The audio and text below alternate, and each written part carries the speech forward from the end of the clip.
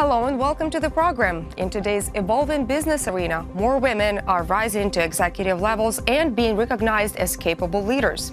How can Ukraine do a better job of advancing women and opening up more opportunities for them? To answer this question, we have today Kristin Haffert, who is joining us by Skype. She's an expert in women's leadership and in developing initiatives that advance gender equality. This week, Kristin is here in Kyiv, leading workshops focused on empowering female leaders and developing inclusive organizations. She is also the CEO of Haffert Group Consulting. Hello, Kristin. Good morning. Thank you so much for joining us.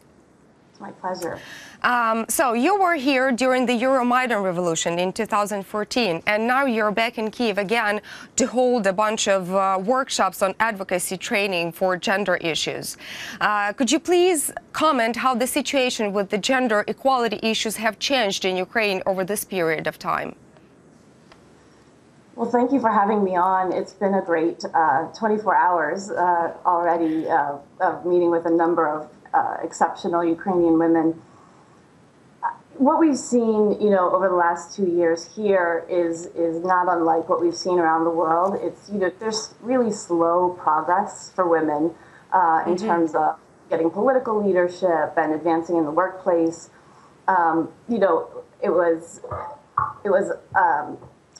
We know that there is, the pace is just kind of a snail's pace, as we say. And so there are a number of things we really need to do to advance women. And some of that is actually about giving them the leadership skills that we have been doing, here at the America House over the last day or so. And then the other piece is really, trying to work with men and women to really think about how to change organizational culture and how to change our thinking and behavior to really let women's voices be a part of society, greater part of society, because everybody wins. Perhaps any specific gender issues you have noticed that are characteristic for Ukrainian women?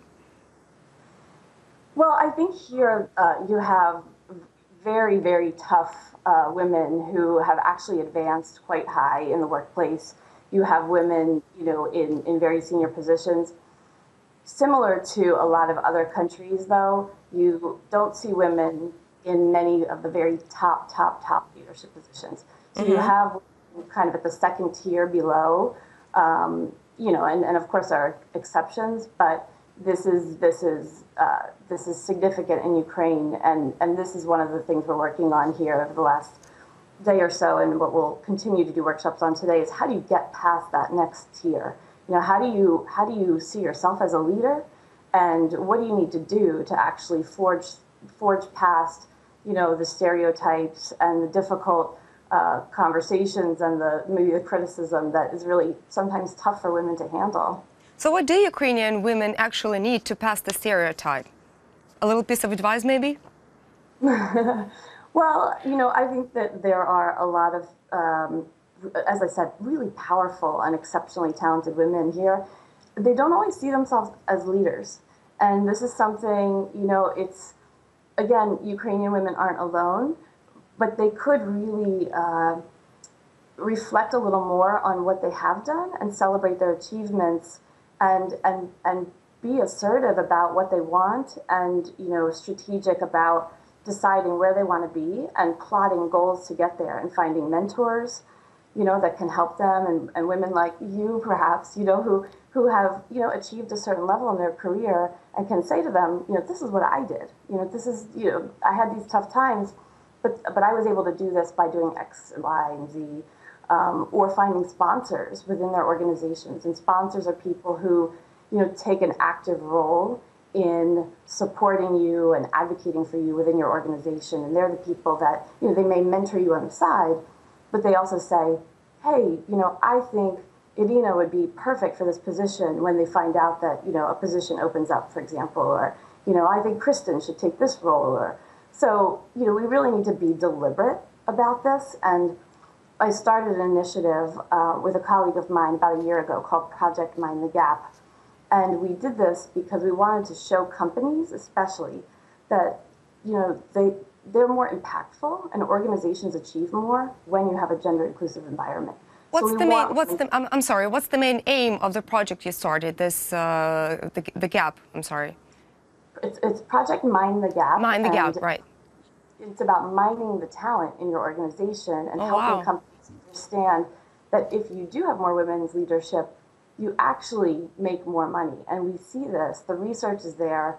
You find that there's a return on equity, a higher return on equity, a higher return on sales. So the return on investment of women in the workforce is, the data is there. It's a real thing. It creates innovation, and it has a very serious bottom line impact. Companies make more money. So that's what we're doing at Project Mind the Gap. We're helping people understand and helping companies systematically be deliberate, as I mentioned before, be deliberate about how do you help women move up? How do you keep talent? How do you get women to come back after they leave to have children, for example? The description to one of your workshops says that you believe that women and men lead together. When they lead together, countries become more stable and politically powerful. Could you please dwell a little bit more on that? Absolutely. So I mentioned the research around the bottom line impact for companies and companies making more money. But what we see is that countries also have an untapped labor force, of women. And that untapped labor force globally is over 30%. Oh, wow. And if actually, the GDP of the world would go up by $28 trillion if women had parity with men in the workforce. So we're talking about some serious economic opportunity that is not being tapped. So what we do at Project Mind the Gap is really help people see this untapped opportunity and leverage it and decide, okay, what do I need to do differently within my company to help women move up and make us more productive and successful. That is amazing. Maybe any specific gender issues you have noticed in Ukrainian women while doing your workshops. Perhaps you can share like somebody's private story with us of achieving success and becoming a real female leader about Ukrainian women. Well, what I find interesting here, there are a number of women that come to mind, and what is striking to me is that you have women, in their 50s and 60s who have achieved a really impressive level of success. But now you see young women coming up, and you see a lot more young women entrepreneurs. And there's really a revolution of youth in this country, and it's going to be really interesting to see, how does this translate to politics? How does this translate to the business community? And do these women really leverage the opportunities that they have and take the resources that they're building to really, be role models for other women and show that women really can reach the top and women can have whatever they want. Perhaps a little bit of forecast. Where do you see Ukrainian female leaders in, say, 5 or 10 years from now? That's a great question. There's about 12% women in the parliament, for example. And then, of course, as I mentioned, we see in the business community, as you know, really a thriving community of young women working. And so, I hope that these percentages go up. I hope that we see more women running for office. I have to say, in the United States, we're under the global average of women in our Congress, which the global average is 23%. So we're at about 19. So we're not doing so well either. And I hope that both in my country and in Ukraine that we can see women kind of taking some real, again, deliberate steps, to really lift other women up, because this is another really important piece. Find mentors, help other women, and really, make this a priority. And if that happens, in 5 years, in 10 years, you could see a very different landscape of women in this country. And therefore, the policies will change, and the economic opportunity for Ukraine will also be enhanced. Are Ukrainian women any different from those of other countries while looking for their leadership, searching for their leadership? I would say a lot of Ukrainian women are really proud of what's been achieved here, And Right. oftentimes they don't perceive that there really are severe gender disparities. And many women do know that, and they talk about them, but there's a mix of women who do know that they're being discriminated against, and this is this happens everywhere. There are a lot of women here who don't really see that there is a problem, and they see that the achievements in how they've been able to be in the workforce and manage families as a real victory, when in fact we see that the fact that women are balancing all of these things and have many, many, many burdens and serious expectations on them that men don't necessarily have. Men have other societal expectations, but women have a lot to handle, and it's impressive, but it's a heavy burden to carry. And to sum up, how would you evaluate in general the progress of advocacy in Ukraine at this point?